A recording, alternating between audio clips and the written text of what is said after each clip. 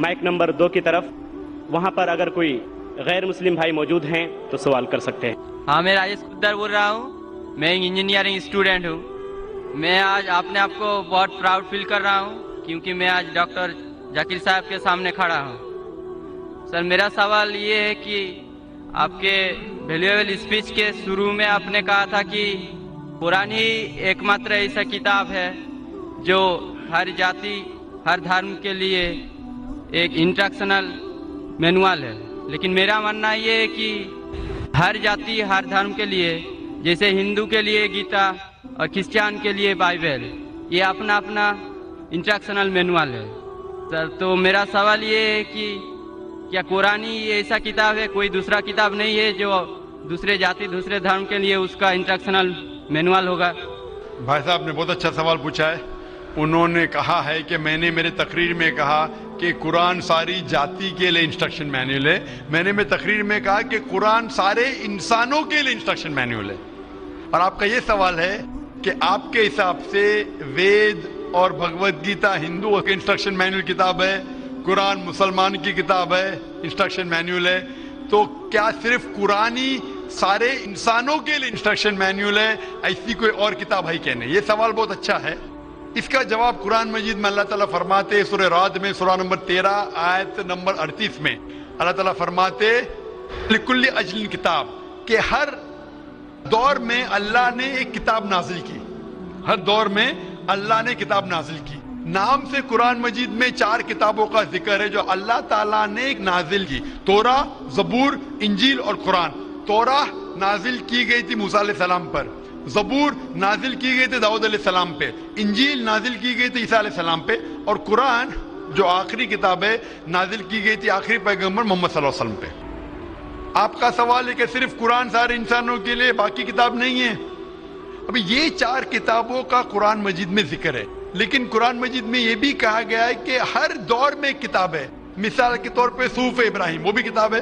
تو اللہ تعالیٰ نے کئی کتابیں نازل کی ہے، صرف نام سے 4 کا ذکر ہے، اس کے علاوہ اور کتابیں ہیں۔ کوئی مجھے ہندو پوچھتا ہے کہ آپ کہہ سکتے ہیں کیا وید اللہ کی کتاب ہے؟ میں کہتا ہوں کہ قرآن مجید میں نام سے وید کا ذکر نہیں ہے، تو میں یہ نہیں کہہ سکتا ہوں کہ وید اللہ کی کتاب ہے۔ میں یہ کہہ سکتا ہوں ہو سکتا ہے، میں نہیں جانتا، ہو سکتا ہے وید اللہ کی کتاب ہے، ہو سکتا ہے نہیں ہے، کیونکہ قرآن مجید میں اس کا ذکر ہے۔ میں 100% نہیں کہہ سکتا ہوں کہ یہ ہے، لیکن میں یہ جانتا ہوں کہ جتنی بھی کتابیں قرآن مجید کے پہلے نازل ہوئے وہ صرف اپنے لوگوں کے لیے تھی اور ہدایت تھی ایک وقت کے لیے۔ جتنی بھی کتابیں نازل ہوئی قرآن مجید کے پہلے، چاہے توراہ ہو، زبور ہو، انجیل ہو، یا جتنی بھی کتابیں جس کا ذکر قرآن مجید میں نہیں آتا ہے، وہ نازل ہوئی تھی اپنے لوگوں کے لیے۔ وہ پیغام کا عمل کرنا چاہیے جب تک نئی کتاب نازل نہ ہو۔ اگر مان بھی لیتا ہوں کہ وید اگر خدا کی کتاب ہو، مان لیتا ہوں میں آپ کی بات کہ وید خدا کی کتاب ہے، تو وہ صرف اس وقت کے لیے تھا، ان لوگوں کے لیے تھا، آج کے لیے نہیں۔ کیونکہ قرآن مجید اللہ کی آخری کتاب ہے، وہ صرف مسلمانوں کے لیے نہیں اور صرف 1400 سال پہلے کے لیے، کیونکہ وہ آخری کتاب ہے، وہ ساری انسانیت کے لیے تھی اور قیامت تک ہے۔ جتنی کتابیں پہلے آئی وہ صرف محدود تھی ایک وقت کے لیے اور ایک سمے کے لیے، خصوصاً کچھ انسانوں کے لیے۔ مثال کے طور کے اوپر توراہ نازل ہوا تھا صرف یہودی کے لیے، موسیٰ علیہ السلام پہ نازل ہوا تھا جب تک نئی وحی نہیں آئی، اس وقت کے لیے اور ان لوگوں کے لیے۔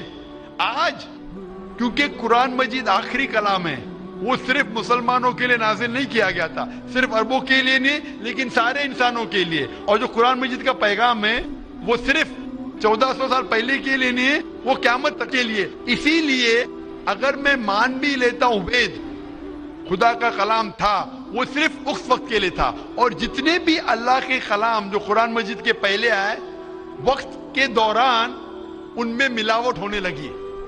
آج آپ تحقیق کریں گے جتنی مذہبی کتاب، قرآن مجید کے علاوہ سبھی مذہبی کتاب میں ملاوٹ ہے، اس میں کنکوکشن ہے، فیبریکیشن ہے، بہت ملاوٹ ہے۔ مثال کے طور پہ مہابھارت پڑھتے ہیں تو کہتے ہیں پنڈت کہ مہابھارت سب سے پہلے کہا گیا تھا ارجن کے گرینڈسن نے کہا تھا, اس وقت 8000 شلوک تھے. یہ کہانی دہرائی گئی جنریشن کے بعد جنریشن. پھر مہابھارت میں ہو گئے 24,000 شلوک. آج مہابھارت میں 1,00,000 شلوک ہے, تو اس میں ملاوٹ ہونے لگی. آج آپ دیکھیں گے مہابھارت ٹیلی ویژن پر, اس کے اندر بیک گراؤنڈ میں ماروتی کار بھی جا رہی ہے. یہ اور ایک ملاوٹ ہے, ماروتی کار مہابھارت میں.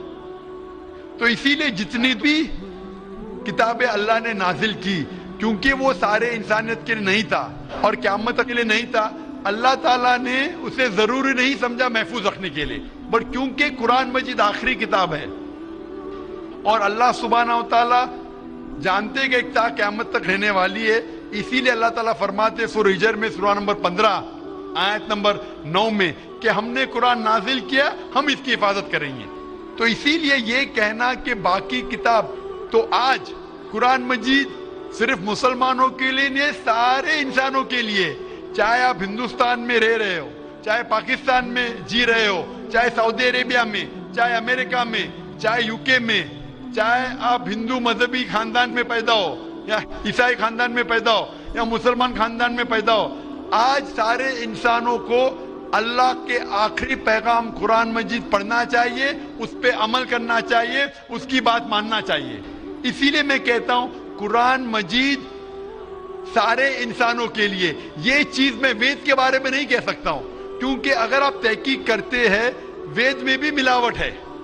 اگر آپ سائنس کے ذریعے تحقیق کرنے لگیں گے قرآن مجید کو چھوڑ کے باقی سارے کتابوں میں آپ کو غلطی ملیں گی.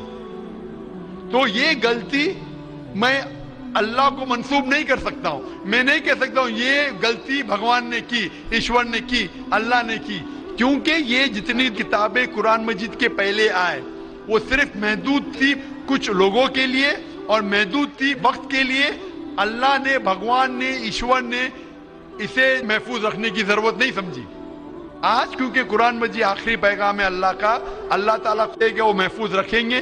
اسی لیے میں کہتا ہوں قرآن مجید ایک واحد کتاب ہے ساری دنیا میں جو سارے انسانوں کے انسٹرکشن مینیول ہے, میری بھی اور آپ کی بھی. Hope the answer the question Brother. Thank you sir. تو آپ مانتے ہیں کہ قرآن مجید آپ کی انسٹرکشن مینیول ہے بھائی صاحب؟ جی سر مانتے ہیں. آپ مانتے ہیں کہ خدا ایک ہے؟ وہ ٹھیک ہی بنا ہے, خدا ایک ہی ہے. ہم مانتے ہیں کہ آپ مانتے بت پرستی غلط ہے؟ نہ وہ نہیں مانتے, ہم مانتے ہیں کہ آپ مانتے مورتی پوجا غلط ہے؟ ہم مانتے ہیں کہ ہمارا ایشور ایک ہی ہے, یہی ہم مانتے ہیں. آپ مانتے ایشور ایک, لیکن آپ مانتے ہیں کہ ایشور کی مورتی ہے؟ میرا ایک دوسرا سوال ہے اس کے لیے. میں آپ سے پوچھنا چاہتا ہوں کہ آپ مانتے ہیں ایشور کی مورتی ہے کیا نہیں؟ وہی اسی کے وشے میں میرا ایک سوال ہے سر. ہاں پوچھے بھائی صاحب. سر اگر آپ بولتے ہیں کہ ایشور کی کوئی مورتی نہیں ہونا چاہیے, میں نہیں کہہ رہا ہوں, وید کہہ رہی ہے. ہاں وید کہہ رہی ہے ناتسیہ پرتیما استی, تو سر میرا کا کوئی عکس نہیں. سر میرا سوال ہے اگر ایشور کی کوئی مورتی نہیں ہے تو ہم بھکت ہو کے جو یہ داڑھی مونچھے رکھتے ہیں تو ہم بھکت ہو کے اپنا ہم کائے ایسا فیشن چیز رکھتے ہیں. بھائی صاحب کا سوال ہے اگر ایشور کا کوئی عکس نہیں ہے تو ہم بھکت ہو کے داڑھی مونچھ کیوں رکھتے ہیں؟ کیونکہ ہم ایشور نہیں ہے نا. ایشور کا آکار نہیں, کوئی عکس نہیں ہے, ہمارا تو عکس ہے نا. تو ایشور ہمارے خالق ہے, ہمارے رب ہے, ہم تھوڑی ایشور ہے. تو ہم داڑھی مونچھ رکھتے ہیں کیونکہ کچھ لوگ داڑھی مونچھ رکھتے ہیں اچھا رکھنے کے لیے, کوئی دوسرے وجہ کے رکھتے. انشاءاللہ تیسرے دن جو ہے یہ پیس کنونشن کا, اس میں اس کا ڈیٹیل جواب دیا جائے گا انشاءاللہ. Thank you sir. آج کے سوال و جواب کا یہ سنہرا موقع یہاں پر ختم ہوتا ہے. اقرأ أخيا ورتل القرآن اصبح بصوتك اسمع الأكوان. اقرأ كلام الله داوي نفوسنا لنحس في أعماقنا الإيمان. من فؤاد كالحجارة قسوة فإذا وعى القرآن حين لانا. كم من فؤاد كالحجارة